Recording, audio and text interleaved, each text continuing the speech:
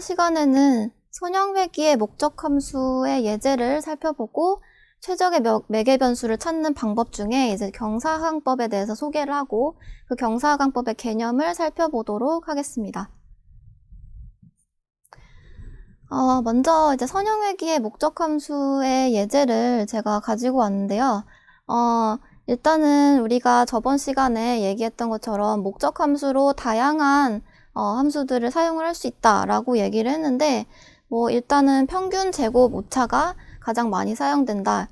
그것의 약자로는 MSE였고, 평균 제곱근 오차는 이제 RMSE, 앞에 루트가 붙은 그런 이름으로 이제 부르고 있었는데, 이제 평균 제곱 오차를 사용하는 이유에 대해서 조금 생각을 해볼게요. 일단, 이 오른쪽에 있는 데이터는 또 다른 예제인데, 평균 기온에 따른 아이스크림 쇼핑 클릭량이라고 되어 있죠. 우리가 예상할 수 있듯이 평균 기온이 높아지면 높아질수록 아이스크림을 더 사람들이 많이 살 거로 예상이 되는데, 지금 여기서도 그런 그 형태를 보이고 있죠. 이 평균 기온 X가 커질수록 Y가 커지는 형태. 그래서 요거를 이 아래에 이 4개의 샘플을 점으로 표현을 한 것이 요 그래프이죠. 그래서 각각 요 자리에 위치하는 것을 볼 수가 있는데, 이때 우리가 만약에 여기서도 이 4개의 샘플에 가장 적합한 어떤 직선을 찾는 것이 우리의 목표라고 한다면, 요런 식의 어떤 직선을 그릴 수가 있겠죠. 근데 이게 이제 지금 만약에 2x 플러스 5라고 가정을 해보겠습니다. 2x 플러스 5는 지금 보시다시피 굉장히 이 샘플에 적합한 그런 직선으로 보이죠. 근데 이때 요 2x 플러스 5에도 어쨌든 조금씩의 오차는 있어요. 저 기존의 샘플들이 다 이 직선 위에 올라가는 것은 아니고, 그래서 요 오차들을 계산을 해보면 이 입력 변수 x가 지금 50, 15, 20이 있고, 그 다음에 실제 정답으로 우리가 알고 있는 것은 16, 23, 31, 50인데 이 모델에서 예측한 값은 이 직선 위의 값을 의미하죠. 예를 들어서 우리가 5를 집어넣었을 때 이 직선 위에 이렇게 직선으로 따라가 보면 5를 집어넣으면 15가 나오겠죠? 그래서 여기 이 자리가 이제 15다 라는 것을 알 수가 있고, 그래서 이 경우는 모델의 예측값은 15라고 얘기를 하고, 이제 어떤 경우는 요 값을 물론 fx라고 표현을 하기도 하지만 이제 y 값의 추정값이라고 해서 이런 식으로 표현하기도 해요. y hat이라고 해서 우리가 추정값을 얘기할 때는 위에 hat을 씌워서 많이 이야기를 합니다. 그런 노테이션이 뒤에 나오더라도 기억을 해주시기를 바라고요. 어쨌든 이제 첫 번째 샘플에 대해서는 정답은 16인데 답은 15가 나왔고, 그렇기 때문에 오차를 그냥 단순히 뺄셈으로 계산하면 1이 나옵니다. 그리고 마찬가지로 이제 요 직선에다가 10을 대입했을 때는 25가 나오겠죠. 그렇죠? 그래서 25라는 값이 나왔는데, 이거는 이제 정답값하고 빼기를 해봤을 때 이 앞에서 뒤에를 빼는 걸로 계산했기 때문에 여기서는 이제 마이너스 2가 나오겠죠.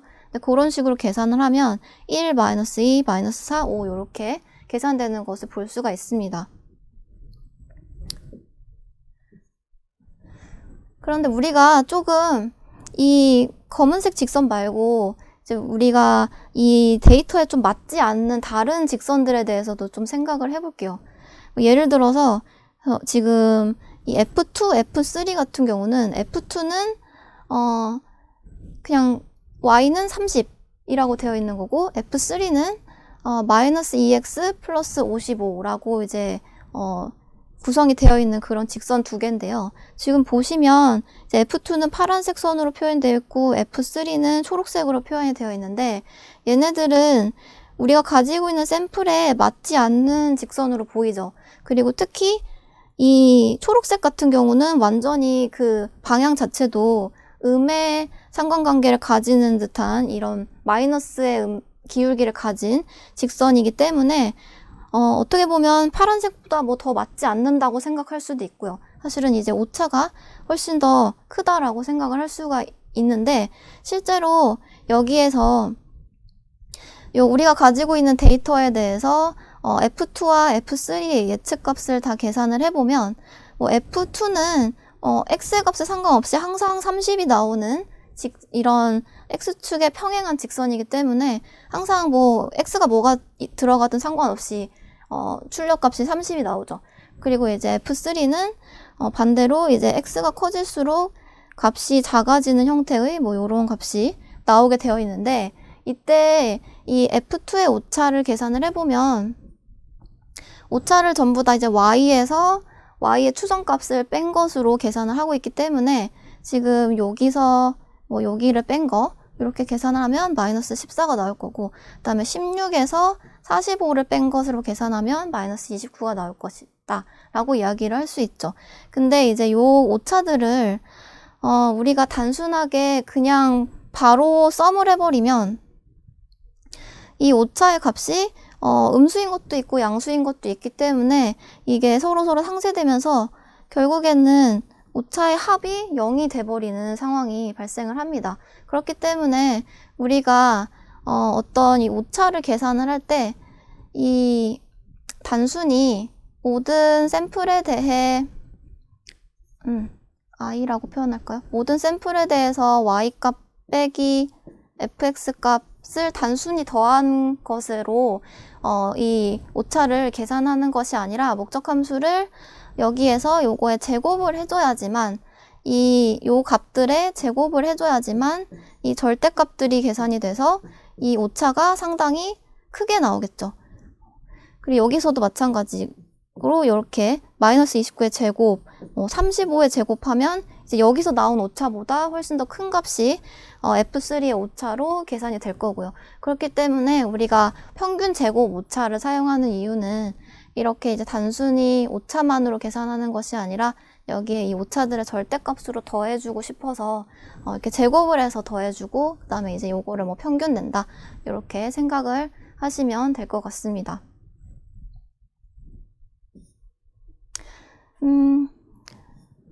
그리고 이제 우리가 결국에는 하고 싶은 것이 이제 목적함수를 최소로 하는 세타. 지금 우리는 가장 단순한 뭐 요런 식의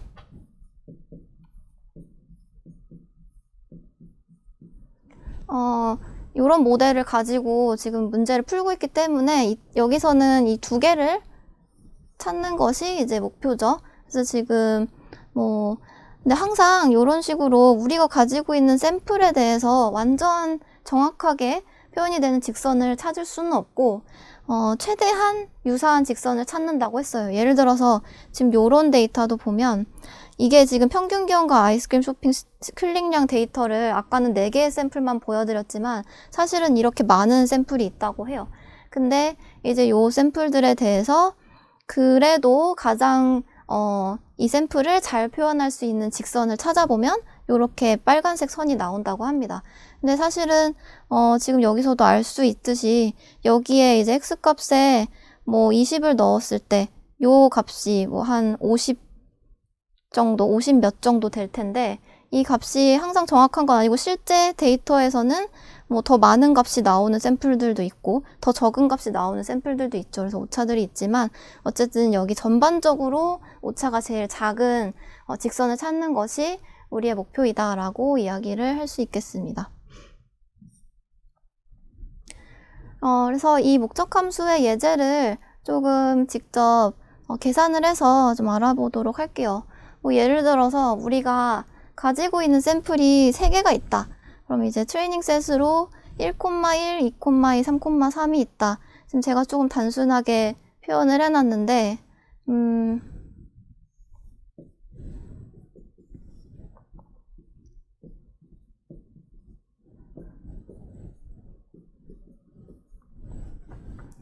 요런 점을 지나는 요런 직선, 조금 잘못 그린 것 같긴 하지만 1,1, 2,2, 3,3을 지나는 요런 직선이 사실은 우리가 찾고자 하는 직선이죠. 근데 결과적으로는 y는 x라는 것이 어떻게 보면 정답인 거를 지금 이 문제는 너무 단순하기 때문에 잘 알 수 있지만 보통은 요거를 전혀 예상하지 못한 상태에서 시작을 한다라고 생각하시면 돼요. 그러면 우리가 요거는 지금 다르게 표현하면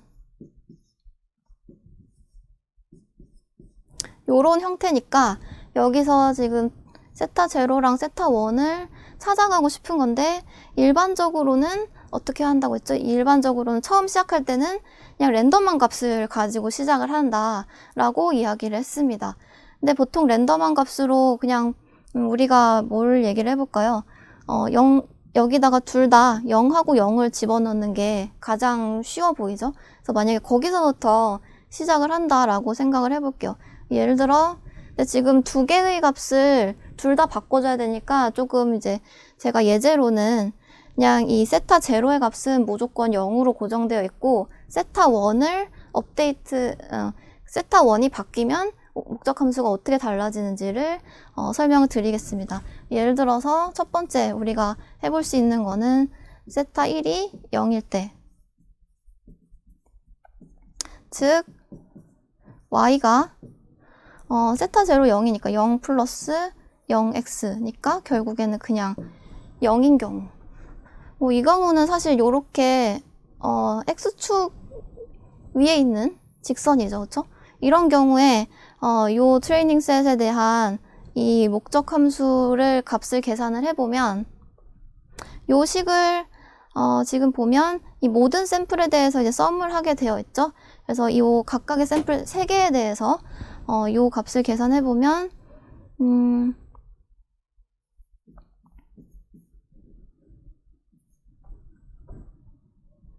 x가 1, 2, 3일 때 fx는 뭐 여기에 x가 무슨 값이든 무조건 다 0이 나오게 되어 있기 때문에 0이고 그 다음에 우리가 실제로 알고 있는 정답은 1, 2, 3 이니까 요거를 빼서 제곱해서 다 평균을 낸 것은 이제 0 빼기 1의 제곱 플러스 0 빼기 2의 제곱 0 빼기 3의 제곱 요거를 다 합해서 총 3개 샘플이 있으니까 3분의 1 한 거죠. 그쵸? 요거를 계산을 해보면 1 플러스 4 플러스 3, 3, 9의 3이다. 즉 3분의 14라는 것이 이제 요게 제2 우리가 목적 함수로 가지고 있는 것에 이제 0,0이라는 요 세타 값을 세타 제로가 0, 세타 1이 0일 때의 목적 함수의 값이 되겠습니다. 3분의 14 정도 오차가 계산이 되는 것을 알 수가 있죠. 그 다음에 이제 만약에 두 번째로 좀 기억을 해 놓으려면 첫 번째 세타 1이 0일 때는 0,0이 3분의 14가 나왔고요. 근데 이게 너무 부정확한 것 같으니까 만약에 조금 요걸 업데이트해서 세타 1을 0.5로 바꿨다라고 해봅시다. 그러면 이제 0.5로 바꾸면 x값 1, 2, 3에 대해서 fx 값은 요 식을 제가 다시 써볼게요. 이렇게 쓰면 결국에는 뭐 지금 세타 제로는 0으로 고정되어 있으니까 0.5x 결국에는 뭐 0.5x네요. 그쵸? 그래서 요 fx 값을 계산하면 이제 0.5를 다 곱한 거 2분의 1이니까 1.5 이런 식으로 계산이 될 거고 우리가 알고 있는 y값 정답은 1, 2, 3 마찬가지로 이렇게 알고 있죠. 그래서 요거에 대해서 또 우리가 MSE 값을 목적 함수로 사용을 해서 계산을 해보면 0.5 빼기 1의 제곱 플러스 1 빼기 2의 제곱 플러스 1.5 빼기 3의 제곱 이렇게 해서 이제 3분의 1을 곱한 거 이렇게 계산이 되죠.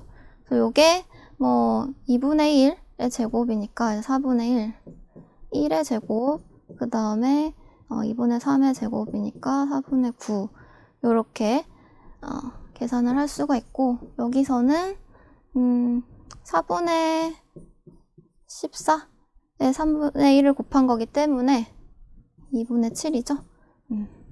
6분의 7, 요 정도로, 요 값이, j에다가 0,0.5를 집어넣었을 때, 파라미터를 이렇게 사용했을 때 6분의 7이라는 값이 나오는 거 볼 수 있습니다. 지금 요거는 대략적으로 뭐 4점 몇 정도 되는 거기 때문에 이거는 한 1점 몇 정도죠? 이거 오차가 줄어든 걸 볼 수가 있죠. 근데 그거를 우리가 그림으로 생각을 해보면 당연히 1, 2, 3 요렇게 요런 데이터를 가지고 있는데 요런 직선은 전혀 이 데이터를 설명해주고 있지 않죠. 근데 이제 y는 0.5x 같은 경우는 완전 일치하지는 않지만 한 요 정도 직선이기 때문에 요거보다는 조금 더 오차가 작게 나온 거를 확인을 할 수 있습니다. 그리고 이제 이 상태에서 마지막으로 만약에 이 정답인 1, 즉 y는 x라는 요 선으로 계산을 해보면 요거는 완전히 이 데이터랑 일치하는 거기 때문에 결과적으로 얘는 오차가 0이 나오는 것을 우리가 볼 수 있을 거예요. 그래서 요렇게 점점 틀리다보다는 굉장히 부정확한 직선에서 조금 더 데이터에 맞는 직선으로 갈수록 이 오차가 점점 줄어드는 것을 우리가 확인을 할 수가 있습니다.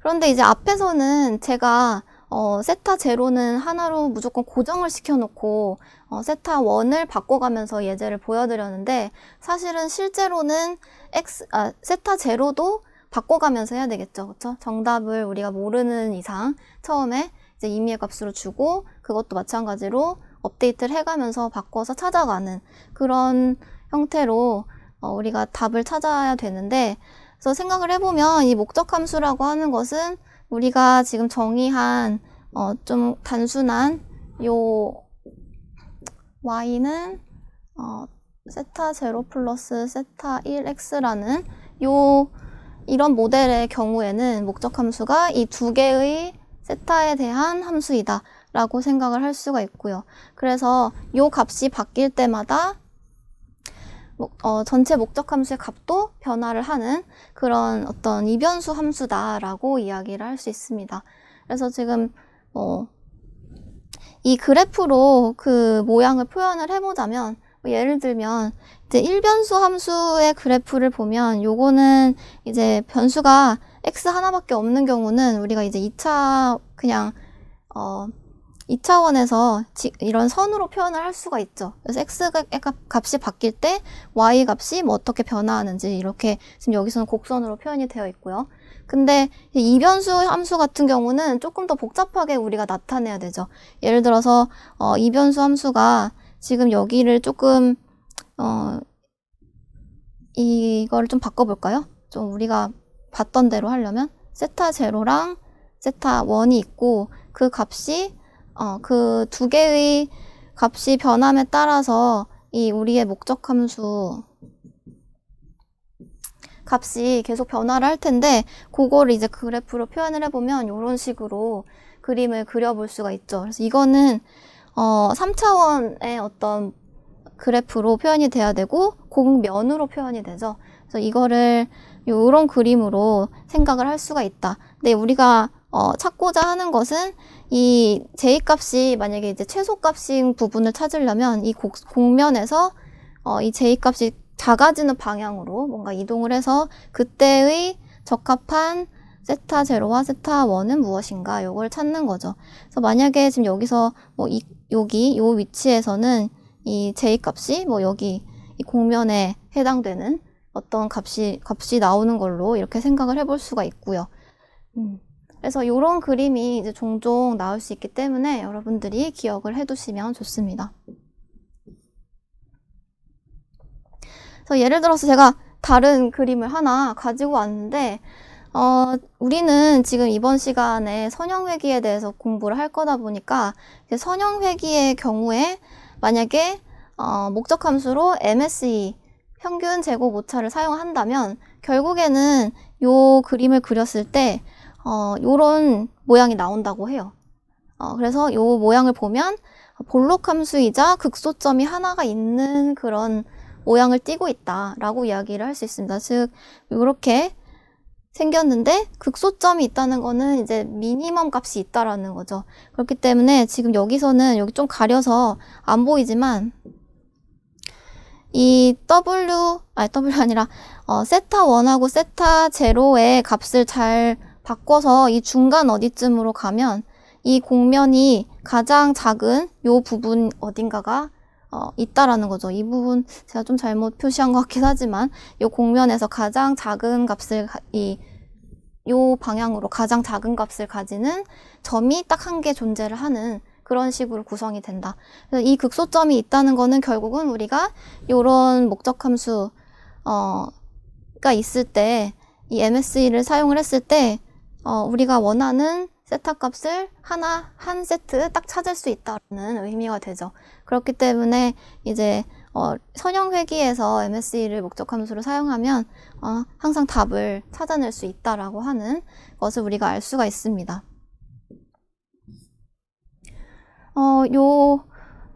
이 그림은 지금 조금 요 앞에 있는 그림을 어떻게 표현한 것이냐 하냐면 요거를 이제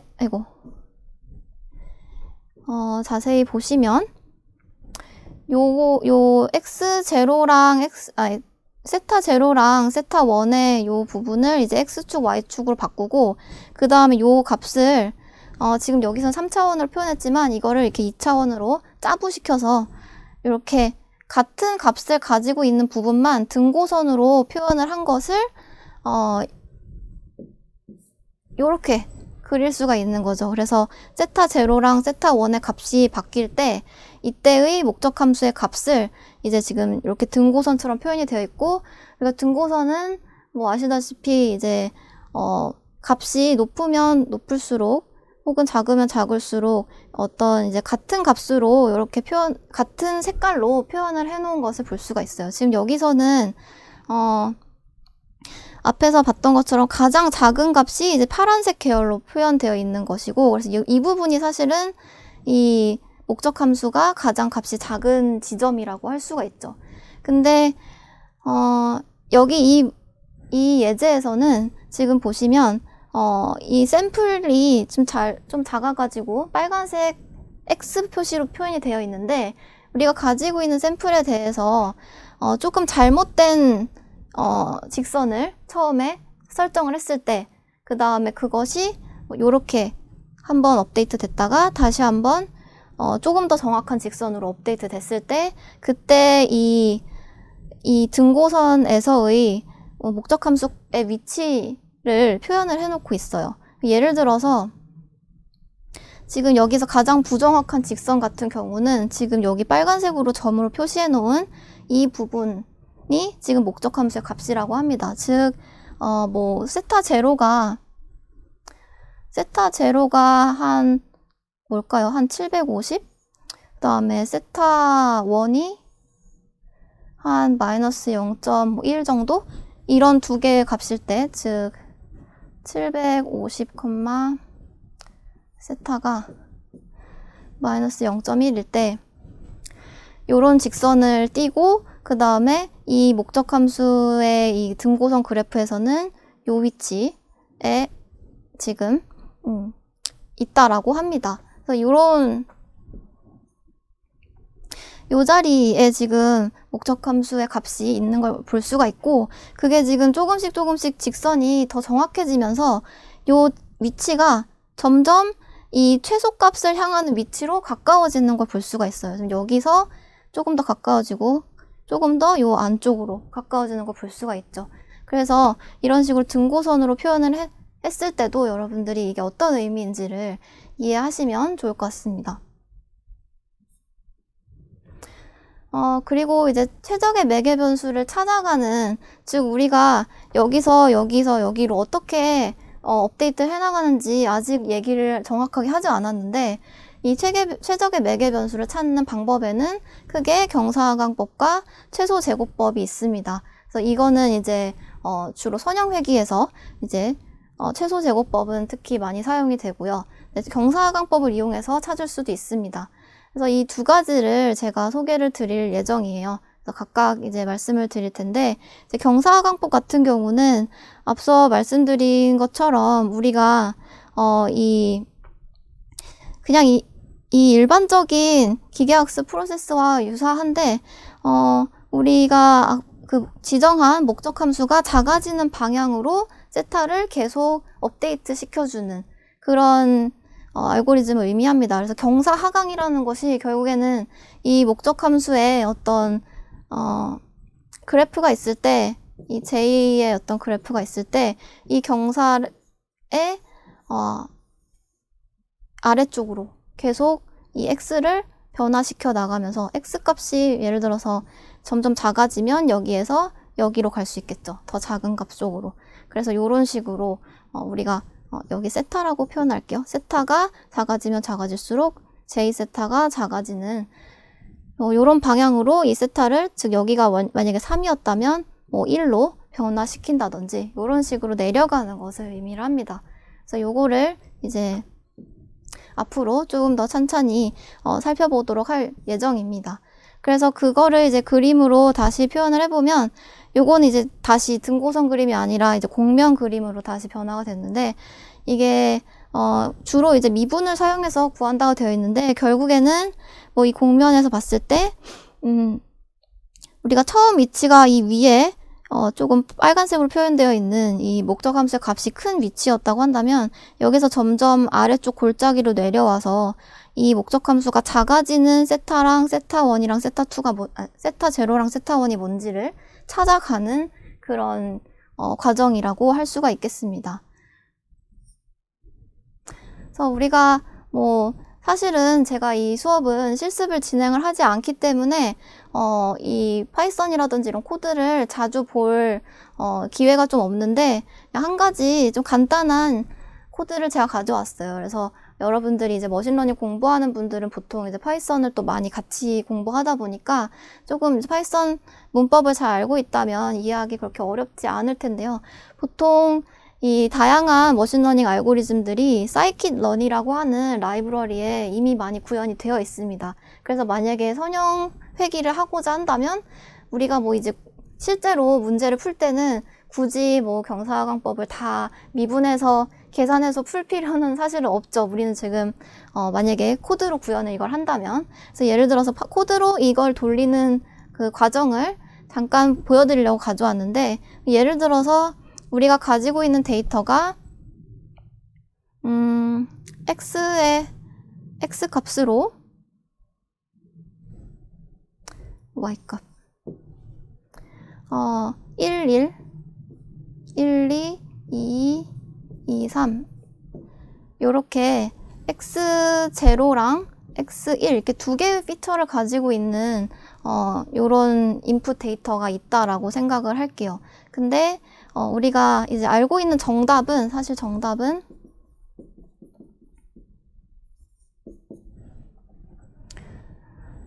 여기 나와 있듯이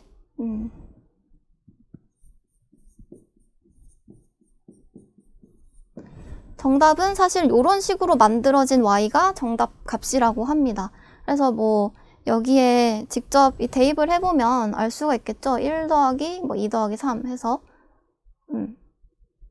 6이군요. 네, 이런 식으로 정답 값들이 주어져 있는데, 이제 우리가 지도학습이니까 인풋 데이터도 알고 정답도 아는 상태에서 시작을 하는 거죠. 그래서 이 정답이 지금 인풋 데이터랑 y값의 정답을 지금 알고 있는 상태에서 시작을 해서, 이 보통은 어떻게 하냐면 이 파이썬 라이브러리에 지정되어 있는 리니어 리그레션 이 펑션을 사용을 해서 여기에 이제 이 두 개의 x랑 y 값을 집어넣어서 피팅을 해줍니다.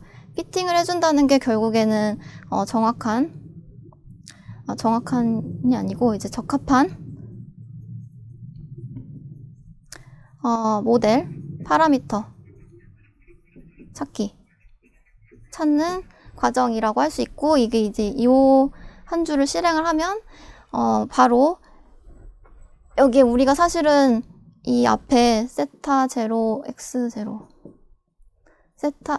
세타1 x1 플러스 세타2 이렇게 뭐 모델을 가지고 시작했다면 지금 요 값들 세타들 3개의 세타를 우리가 모르는 상태잖아요. 그래서 그거를 바로 찾아서 알려줍니다. 그래서 코에피션트로는 1과 2, 즉 여기에 x 앞에 붙는 애로는 1과 2가 나오고 인터셉트는 이제 x와 관련 없이 뒤에 붙어있는 요 값은 3이다. 이렇게 바로 결과를 출력해주는 것을 볼 수가 있습니다.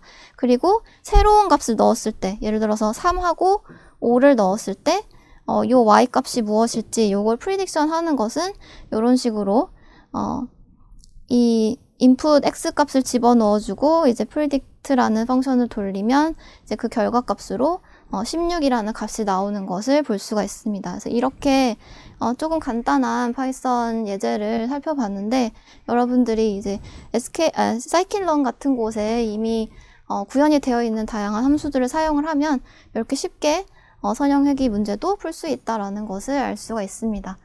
그래서 오늘의 수업을 다시 요약을 해보자면 평균 제곱 오차를 목적 함수로 사용한 예제를 선형회귀 예제를 통해서 목적 함수 계산 방법을 직접 살펴봤고요. 그다음에 선형회귀 같은 경우에는 목적 함수를 MSE로 사용하는 경우 볼록 함수고 극소점이 하나 존재하기 때문에 우리가 항상 목적 함수가 최소가 되는 해를 찾을 수가 있다라고 얘기했고 이제 세타 값이 바뀌면서 목적 함수의 값이 어떻게 변화하는지를 등고선 형태의 그래프로 또 표현이 가능하다. 물론 공면 형태의 그래프로도 표현이 가능하고요. 그리고 그 최적의 매개 변수를 찾기 위한 방법으로는 경사하강법이 있고 최소제곱법이 있다라고 이야기할 수 있겠습니다. 네.